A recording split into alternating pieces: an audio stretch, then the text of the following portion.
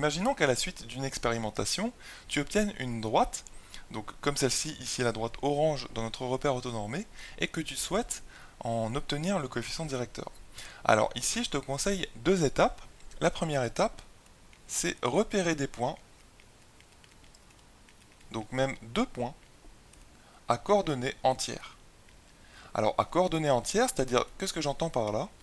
C'est tout simplement des points de coordonnées, par exemple 2, 3. Voilà un point de coordonnées entières. C'est-à-dire que ces deux coordonnées, l'abscisse et l'ordonnée, sont des nombres entiers, et pas des nombres à virgule ou des nombres un peu trop compliqués, tout simplement. Donc, deux points à coordonnées entières. Donc c'est pas toujours possible, hein. Des fois tu ne verras pas de points à coordonnées entières qui sont évidents sur ta droite, mais il faut quand même essayer de les chercher. Et dans le deuxième temps, nous allons utiliser la formule. Donc la formule suivante, donc si je note les deux points d'ailleurs, A et B, A et B, et bien tout simplement, le coefficient directeur qu'on va noter par exemple M, et bien M sera égal à YB moins YA, le tout sur XB moins XA. C'est-à-dire aussi, tu peux le retenir comme ça dans ta tête, donc la différence des Y sur la différence des X. En gardant bien l'ordre des points, hein, donc d'abord le point B et ensuite le point A, sachant que quand même tu pourrais commencer par le point A, mais par contre il faut commencer en haut et en bas par le même point, et tu pourrais commencer par le point A et ensuite soustraire le point B.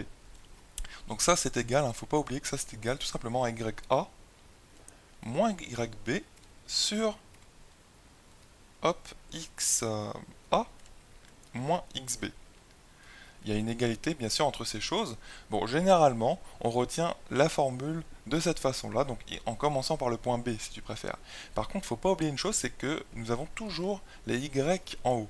D'accord? Toujours les Y en haut, et il faut garder l'ordre, hein. Tu vois bien qu'ici je commence par le point A, et je garde, je garde cet ordre-là en haut et en bas, et là je commence par le point B en haut et en bas également.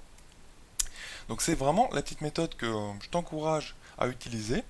Donc nous allons essayer de chercher des points à coordonnées entières sur notre droite orange. Donc là, est-ce que tu en vois? Bien moi j'en vois plusieurs en fait. Ici on en a un par exemple. On a moins 3. Hop, ce point-là. Donc moins 3 en abscisse. Et son ordonnée c'est tout simplement 3. Ensuite, nous avons également ce point-là. Donc ici on a 0 en abscisse et 1 en ordonnée. Donc celui-ci. Et ensuite nous avons ce point-là, on en a d'autres également, hein. Donc ce point-là qui est de coordonnées simplement 3 moins 1. Voilà. Donc là tu choisis vraiment deux points parmi ces trois et ensuite tu appliques la deuxième étape, donc la petite formule. Cette formule je t'encourage vraiment à la retenir, donc YB moins YA sur XB moins XA. Donc pour ne pas t'embrouiller, je t'invite à ne pas forcément retenir celle-ci, d'accord, mais plutôt celle-là. Voilà. Ça te donnera le coefficient directeur, donc nous allons faire le petit calcul ici, hein, ça va aller assez vite. Donc en fait, imaginons qu'on note le point B tout simplement comme étant celui-ci, et le point A comme étant celui-là. Et bien, YB moins YA, donc petit m ça va être égal à YB moins YA, c'est-à-dire YB c'est 1, moins YA c'est 3, donc 1 moins 3. Donc là, il faut faire attention de ne pas aller trop vite, il faut bien repérer quels sont ton YA et ton YB, quels sont ton XA et ton XB également, parce que il y a moyen de se tromper quand tu vas un petit peu trop vite et que par exemple, tu repères pas bien quel est ton YA et tu dis YA, bon, bah c'est tout simplement moins 3. En fait, non, c'est 3, d'accord? Il ne faut pas se tromper ici, il faut vraiment être rigoureux dans l'application de cette formule. Donc 1 moins 3, et ensuite sur XB moins XA, eh bien XB c'est 0, moins XA, eh bien moins XA c'est tout simplement donc moins, et XA c'est moins 3, donc moins 3. Hop, et là je mets bien des parenthèses. Donc là c'est l'application lente de la formule. Et c'est toujours ce que je t'encourage à faire, il ne faut pas vouloir aller trop vite. Donc ensuite, le petit calcul va être simple. Il va être simple pourquoi? Parce que les deux points sont à coordonnées entières. Bref, on n'a que des nombres entiers au numérateur et au dénominateur de notre fraction. C'est pour ça que les calculs sont simples. Donc ici, on va obtenir moins 2 sur 0 moins 3, donc en fait sur 3. Donc tout simplement moins 2 tiers. Moins 2 tiers, c'est aussi le nombre moins 0,66666 à l'infini. Donc voilà le coefficient directeur de notre droite ici présente, notre droite orange.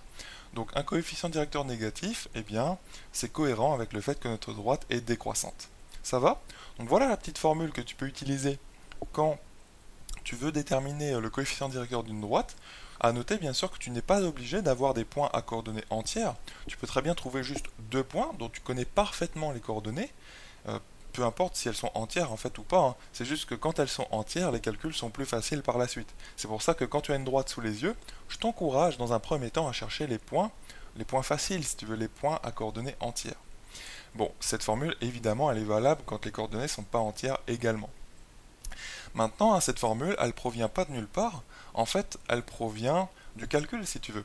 Cette formule, tu pourrais la redémontrer. On va le faire très très rapidement ici. Donc, imaginons que tu cherches le coefficient directeur par le calcul. Et donc, tu sais que toi, le coefficient directeur, eh bien, c'est ce coefficient qui intervient dans cette équation-là, y égale mx plus p. Et toi, imaginons que tu connaisses deux points, grand A et grand B, qui sont sur la droite. Eh bien, qu'est-ce que ça signifie? Ça signifie que ya égale mxa plus p, sachant que xa et ya ce sont les coordonnées du point A, et tu sais aussi, vu que eh bien, le point B appartient à la droite, tu sais aussi que yb égale mxb plus p. Tu vois? Ça, ces deux équations-là, c'est vraiment la traduction du fait que le point A appartient à la droite et le point B aussi, tout simplement. Et à partir de ce système d'équations, sachant que tu connais, là c'est un petit peu abstrait peut-être pour toi, hein, mais sachant que tu connaîtrais, dans un exercice par exemple, tu connaîtrais xa, ya, xb, yb, donc en fait ce serait remplacé par des nombres, xa, ya, xb et yb. Par contre tes deux inconnus sont m et p.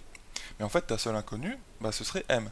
En fait là ce que je suis en train de te faire c'est finalement la démonstration de cette formule. Imaginons que tu ne t'en souviennes plus exactement, mais en fait tu peux la redémontrer très rapidement grâce à ce que je suis en train de te montrer actuellement.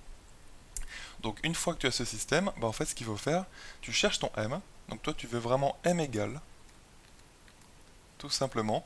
Et pour trouver ton m à partir de ce système d'équations, eh bien tu sais qu'un système d'équations a deux inconnus. Ce qu'il faut essayer de faire en fait, c'est tout simplement une combinaison de lignes où tu procèdes par substitution.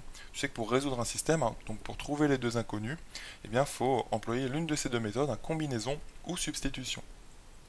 Donc là, je t'encourage à faire une petite combinaison de lignes, puisque quand tu fais la première ligne moins la deuxième, donc 1 moins 2, membre à membre, c'est-à-dire que tu fais ya moins yb égale mxa plus p moins mxb plus p entre parenthèses, et bien regarde ce qu'on obtient.